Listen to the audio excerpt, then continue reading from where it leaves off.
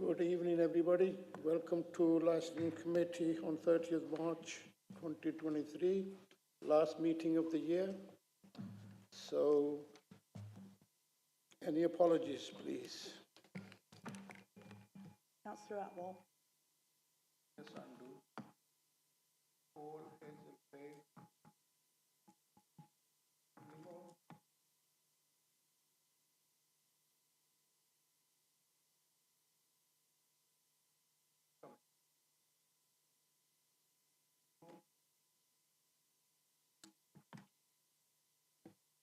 Light item, there's none. Declaration of interest, any? Thank you. Item, minutes of the previous meeting.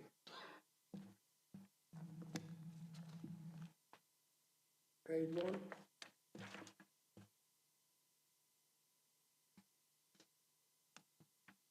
Page 2.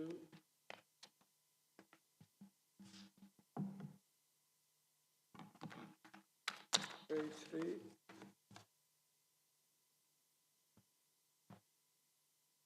Page 4. Can somebody move the minutes? Any matters arising from the minutes? No? Thank you very much.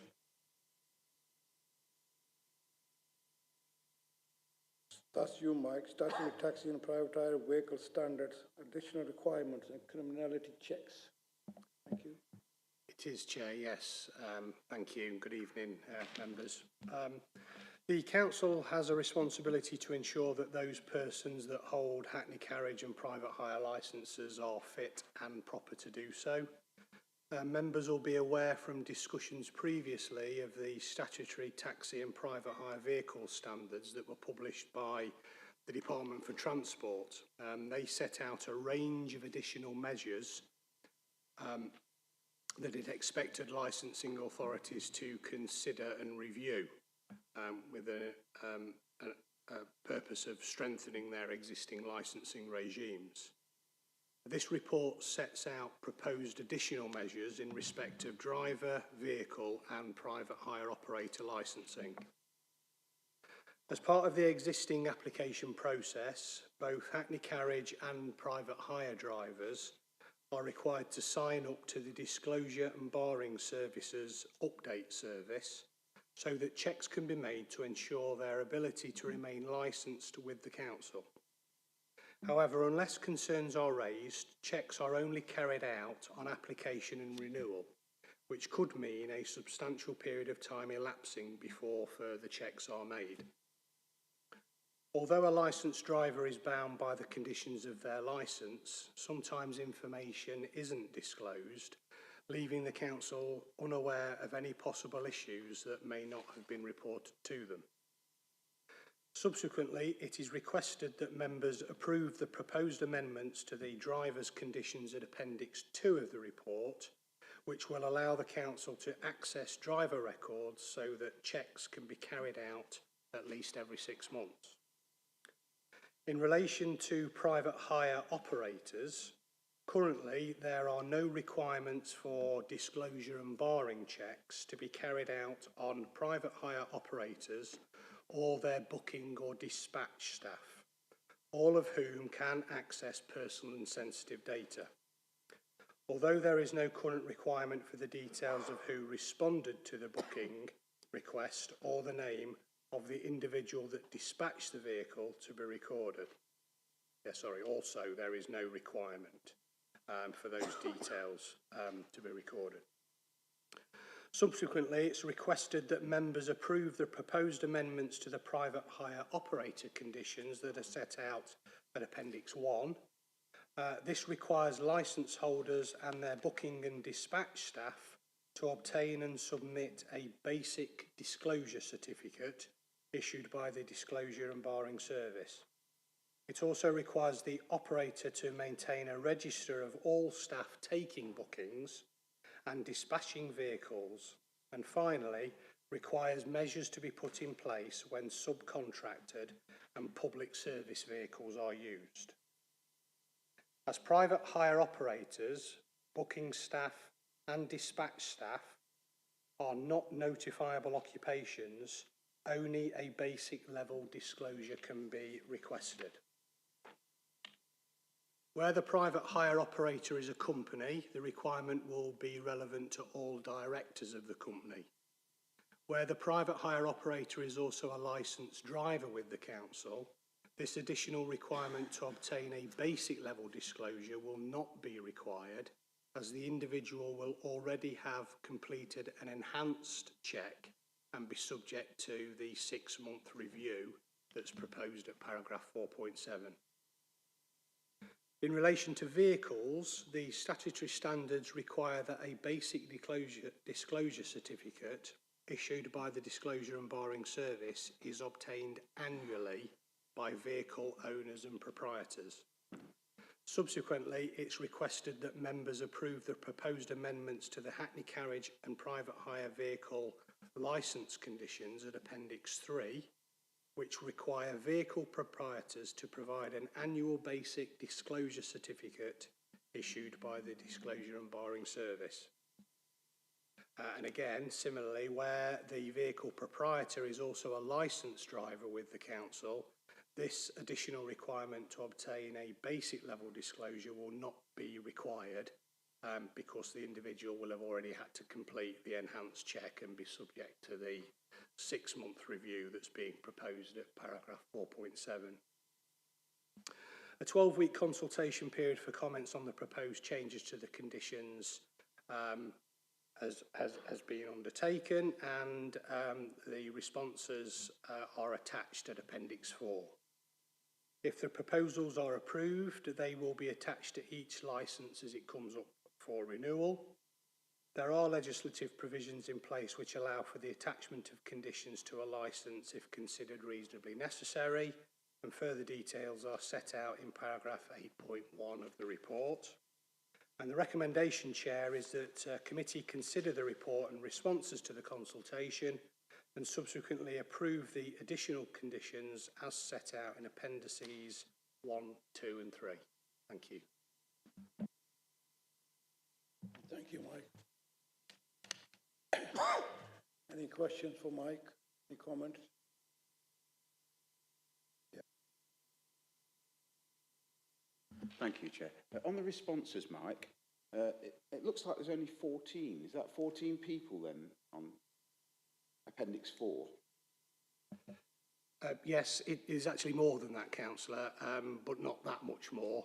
I think there was 19 responses in total, but for some of the questions, not all of them had been answered by everyone. Yeah. So if you look at all of the tables in Appendix 4 and tot up, you know, the numbers across each one, most of them tot up to 19. So there were 19 responses. Yeah. I have to say it's a very low response. It makes me not want to consider that aspect of it, really. Although, you know, I mean, but that's all really. Thank you.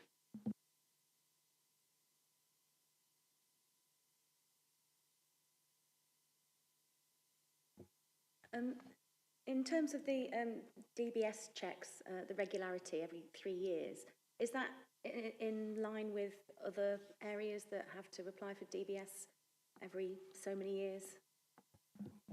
It is, yeah. And it follows the recommendations that are issued by the Disclosure and Barring Service themselves, yeah.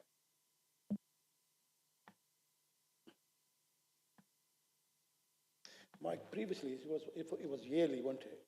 So the amendment is for 6 months now. Previously it was for a yearly. So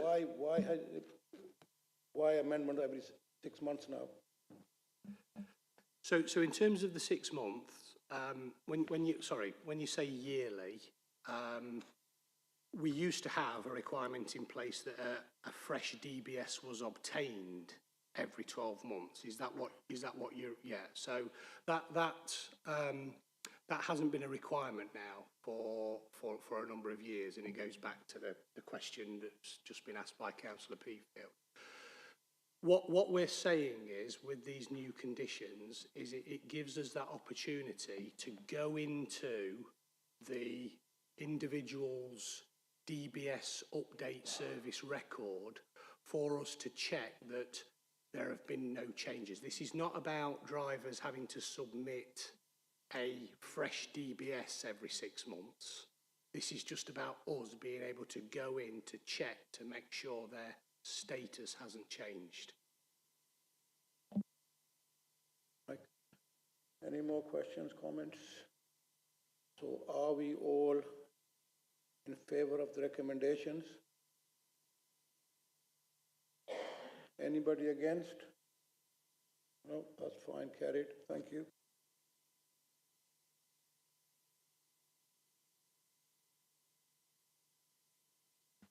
Yes, thank you, Chair. So this is the report on the statutory taxi and private hire vehicle standards update. And the report provides an update on the work that has taken place to ensure the subject areas contained in the Department for Transport's vehicle standards document have been explored and changes implemented.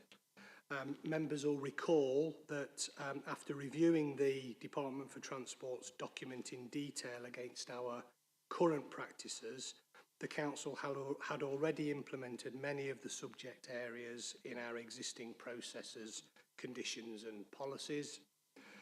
Paragraphs 4.3 to 4.9 provide some further information on the work that has been undertaken, and the recommendation, Chair, is that the committee note the contents of the report. Thank you. Any questions for Mike? No? Are we all in favour of the report to be noted? Yeah, it's carried, thank you.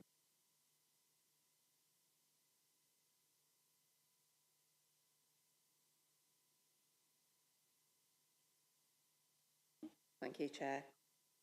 This final report is in relation to the post-consultation of the cumulative impact assessment. As a summary, the existing position is that on the 12th of October 2011, following an evidence request by Derbyshire Constabulary and a full public consultation, a cumulative impact policy was incorporated into our statement of licensing policy. This was subsequently renewed and retained each time the licensing policy was reviewed, and that was last done in 2019. However, following the introduction of the Policing and Crime Act, that made changes to the timelines for the review of the Statement of Licensing policy. That was changed to every 5 years. However, the CIZ was reviewable every 3 years, so are now out of sync.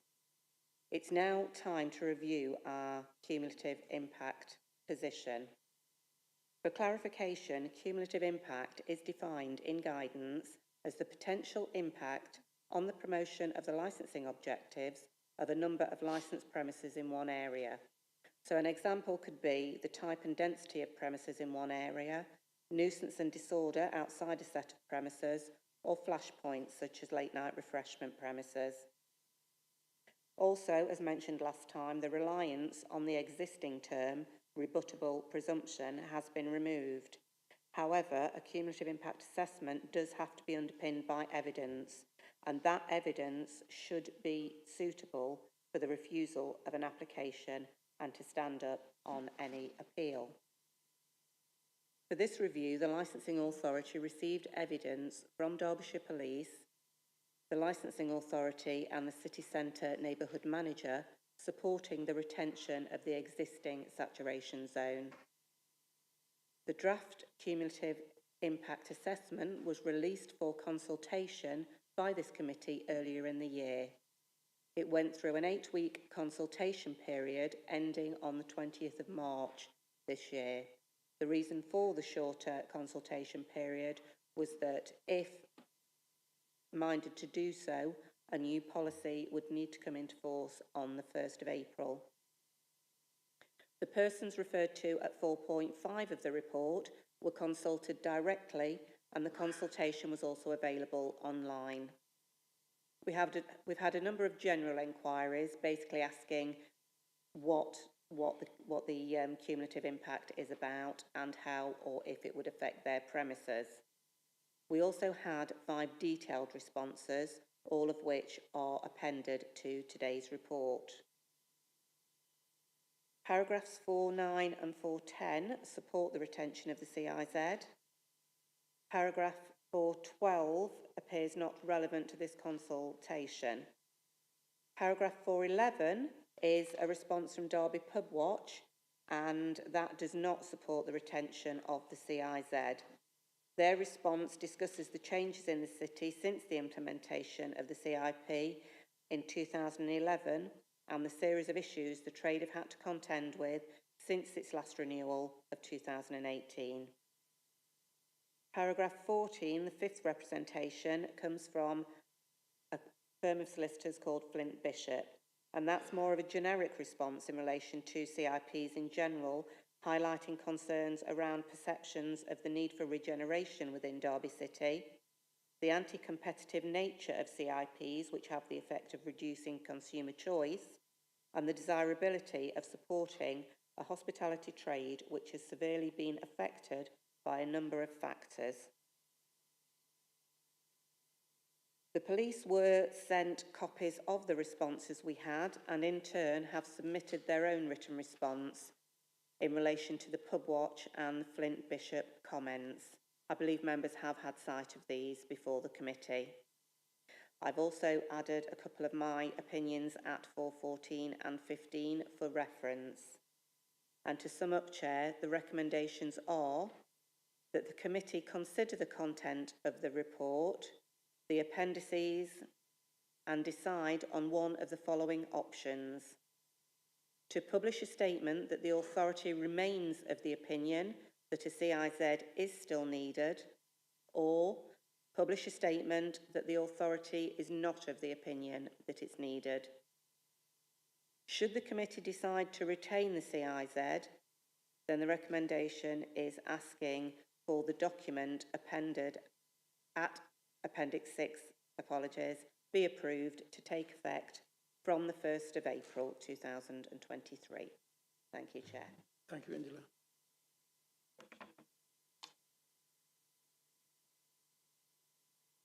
Nadine? Not really a question, Chair, but I assume that we're going to open up a conversation about this before we make our decision. I'll just put my 10 pence worth in to start with. I feel, having read the letters that came in and also the responses from the police and so on, looking at both sides, I feel, and also with my regeneration hat on as well, I focus quite a lot on the city centre myself, and I can see very much so that we are in desperate need to fill some of those empty buildings. I think that COVID has had a massive impact across the country, as we know, but it has hit the hospitality sector very hard. And personally, I don't see the harm in us being able to not renew the CIZ for the time being, and to see and assess as a committee what the impact is over a period of time. So give it, say, 2 years, 3 years, and come back again and assess whether it's had a negative impact or a positive impact in terms of health, business improvement, regeneration in the city, whether it's attracted good business, good customers, and of course, you know, any antisocial behaviour issues could be reviewed. But if we just renew it now, we're never going to know what the scenery looks like now post-COVID. So I just think that we need to give that a chance and see what it does. It does say in it says in 4.15, it's worth highlighting that if it is removed and problems reoccur in an area or type of premises, that there's the ability to create a new CIZ if the evidence provides for it. So we're not tying ourselves up in knots if we take a break from it to assess that. Also at 4.15, it does give the examples of Nottingham, Birmingham, Melton, Leicester, they've all decided to remove their CIZs. It's too early to see whether there's been an impact, positive or negative yet. But I think, you know, it's obviously a sign that there are several councils that are giving this a try. I think that perhaps we should consider that this evening. Thank you, Chair. Thank you, Nadine. Any more? Thank you, Chair. Yes, I agree with Councillor Peatfield. Where we can, we need to stimulate and help businesses and rebuild the city centre, especially. And there's no harm in trying this. Yes, it might mean we have to bring it back in a few years or whenever, but we should help stimulate Derby as much as we can now, the city centre. Thank you.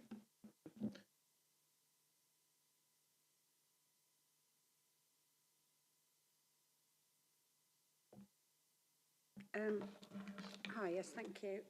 Couldn't disagree more with the two councillors that have spoken so far.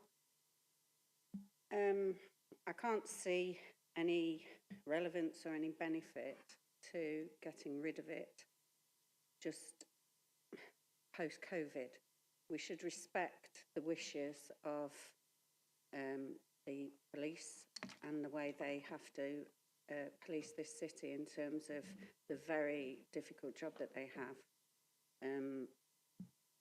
on a especially weekend.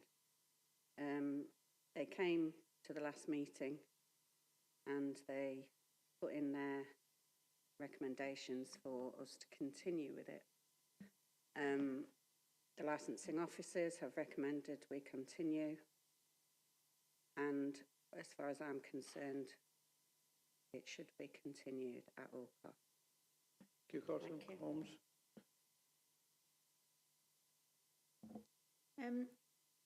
I really sort of take the view that the economic conditions that we have generally at the moment is one where whether we have a CIZ or not, it's the sort of the economic conditions that set the sort of level of hospitality businesses that are existing in the city, not so much whether we have a CIA or not. I don't think we should be rushing to remove it. If we just sort of have a free-for-all, then yes, sure, there might be some businesses open, but because of the actual level of demand within the economy for hospitality and those sorts of businesses, you know, there'll be other businesses or those businesses that actually fail. You know, we all know that you know, we've got a squeeze on living standards, the likes of which we've really not seen before. I think people's disposable income is not as it was, and therefore the demand within the city centre is going to be very subdued. So I don't think just by lifting the CIZ would we actually see an increase in economic activity within the hospitality trade. So I think we should keep it. Thank you, Chair. I don't see how the imposition of a new CIZ affects growing economy. While we've gone through this process, building up to this decision, a number of Labour councillors have actually represented to have the existing CIZ extended. So I am firmly of the opinion that we should retain the current one. Any more comments, questions? No? So Nadine, are you suggesting a recommendation? Or? No, Chair, as I understand it, I think we need to vote on either 2.1A or 2.1B. Would that be correct?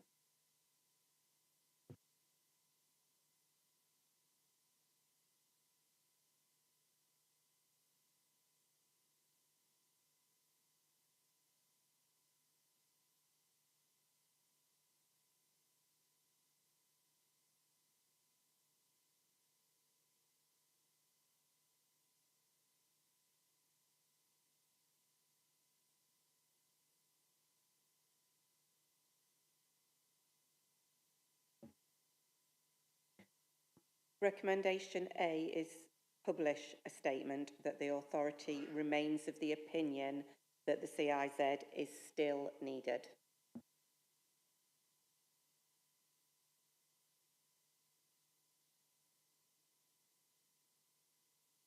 That's And carried. B is publish a statement that the authority is not of the opinion that it's needed.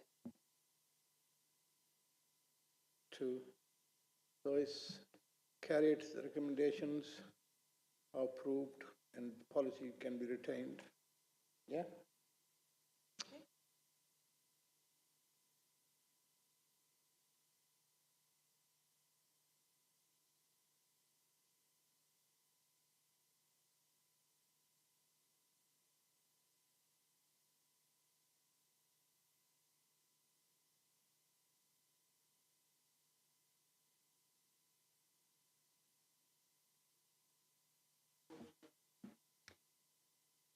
As this committee has decided to retain the CIZ, the recommendation is asking that the document at Appendix 6 be approved to take effect from the 1st of April 2023.